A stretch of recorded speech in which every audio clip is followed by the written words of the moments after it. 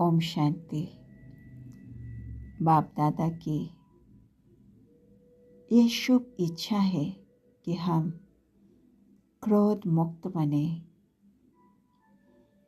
श्रीमद् भगवत गीता में क्रोध का वर्णन महाशत्रु के रूप में किया गया है।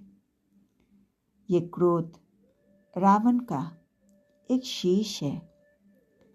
क्रोध की जड़ें बहुत गहरी और सूक्ष्म है और सब विकारों की जड़ें अर्थात बीज स्थूल होती है। जैसे किसी की सुंदरता को देख मनुष्य काम अग्नि में जलता है। ब्लड कनेक्शन के गहरे रिलेशन में मोह प्रकट होता है। धन संपत्ति को देखकर लोभ आता है। पोस्ट पोजीशन मिलने से अहंकार आता है। अर्थात सभी विकारों का बीज स्पष्ट दिखाई देता है। इसलिए उनसे मुक्त होना चाहे तो सहजता से मुक्त हो सकते हैं। जैसे सन्यासी घर बार छोड़ के जंगल में चले जाते हैं तो काम विकारों से पीछा छूट जाता है। देह के संबंध भी भूल जाते हैं। धन संपत्ति का भी त्याग कर देते हैं। पोस्ट पोजीशन तो होती ही नहीं, क्योंकि जंगल में नंगे पैर घूमते फिरते हैं। इसलिए इन विकारों से तो छूट ही जाते हैं।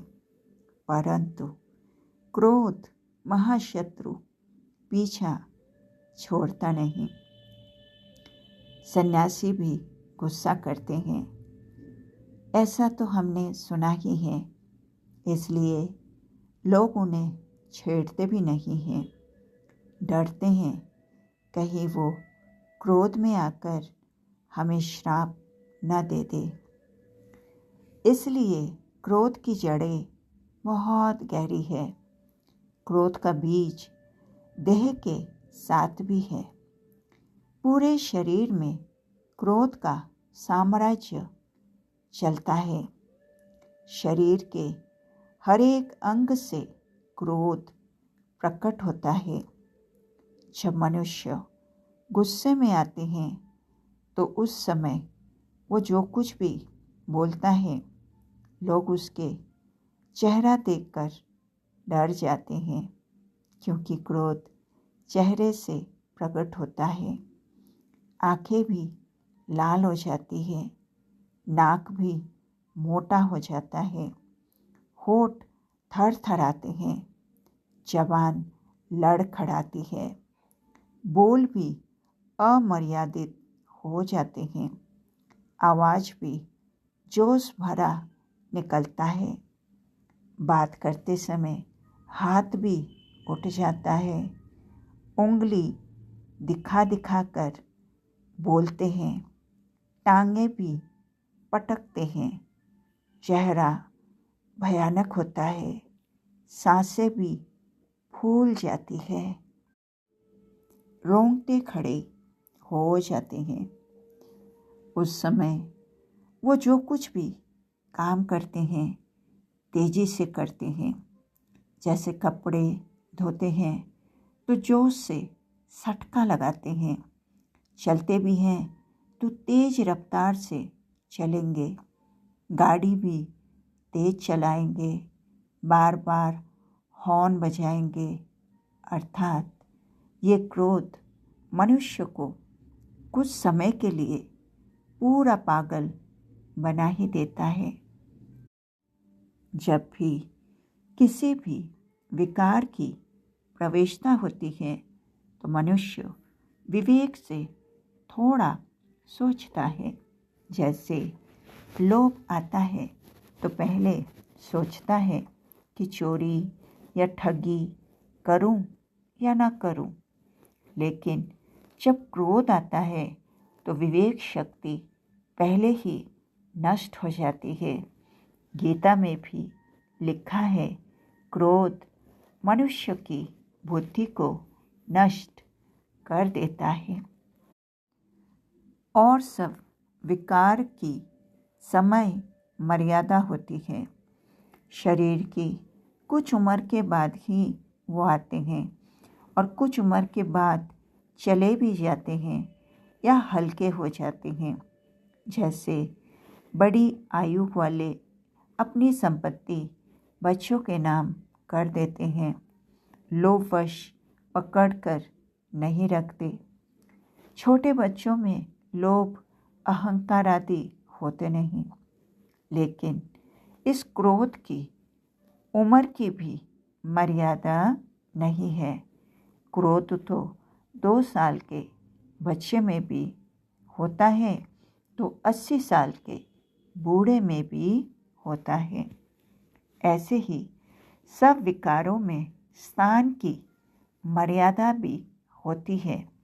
जैसे कोई मंदिर, तीर्थ स्थान पर यात्रा करने जाते हैं तो वहाँ पर पवित्रता का महत्व रहता है। यात्रा के समय लोभ को भी छोड़ देते हैं, दान पुण्य करते हैं, मोह को भी छोड़ देते हैं, घर वाले को याद करते नहीं, अपने इष्ट की आराधना करते हैं। उस समय कितनी भी ऊंची पोस्ट पोजीशन वाला हो, मगर अपने अहंकार को भी छोड़ देता है, छोटी छोटी सेवा को महत्व देता है। जैसे झाड़ू लगाना, बर्तन की सफाई करना, जूते चप्पल संभालना, और इसको वो अपना भाग्य समझते हैं। लेकिन क्रोध के लिए तो स्थान की भी मर्यादा नहीं होती। क्रोध कहाँ भी आ जाता है। भक्तजन दर्शन करने के लिए लाइन में खड़े होते हैं तो उस समय किसी न किसी के अंदर क्रोध घुस गया तो वो हल्ला भी मचा देता है। और सब विकारों की संबंध के प्रमाण मर्यादा होती है, परंतु क्रोध कोई संबंध की मर्यादा नहीं रखता है। आजकल तो बच्चे भी बाप को मारने में देरी नहीं करते हैं। कलयुग का तो चैलेंज ही है। 2 भाई एक मटके का पानी भी पी नहीं सकते, इसलिए लाखों लोग कारावास में सजाए भोग रहे हैं, क्रोध के शिकार हुए हैं। माया रावण ने सबकी आंखों पर काली पट्टी बांध दी है। जैसे शरीर के हर अंग के डॉक्टर अलग अलग होते हैं, कोई आँख का स्पेशलिस्ट, कोई दांत का, कोई हार्ट का। तो इन डॉक्टरों को उस सब्जेक्ट के लिए बहुत स्टडी करनी होती है, अनुभव करना होता है, कितने सारे साधन को वो यूज़ करते हैं, फिर वो स्पेशलिस्ट बन पाते हैं। तो ऐसे ही अब हमें ज्ञान सागर शिव बाबा ने जो ज्ञान की रोशनी दी है, उस तीसरे नेत्र को हमें खुला रखना है और अपने लक्ष्य क्रोध मुक्त होने का इसको पक्का करना है। और इसके लिए माया की नॉलेज लेनी है, हर विकार की नॉलेज को लेनी है। जैसे एक उदाहरण में कहते हैं, नाव को पूरी रात हलेसा में लगाए रखा और जब सुबह हुई तब देखा कि नाव वहाँ की वहाँ ही थी। क्यों? क्योंकि रस्सी तो छोड़ना ही भूल गए थे। परंतु हमारे साथ ऐसा नहीं होना चाहिए, क्योंकि हम बाबा के पास आए ही हैं विकारों से मुक्त होने के लिए। तो अब हमें प्लानिंग करनी है, अपने लक्ष्य को स्पष्ट करना है, अपने पुरुषार्थ को तीव्र करना है, चार्ट पर अटेंशन देना है, तपस्या को बढ़ाना है और क्रोध मुक्त होना ही है। प्यारे बाबा को दिल से शुक्रिया। ओम शांति।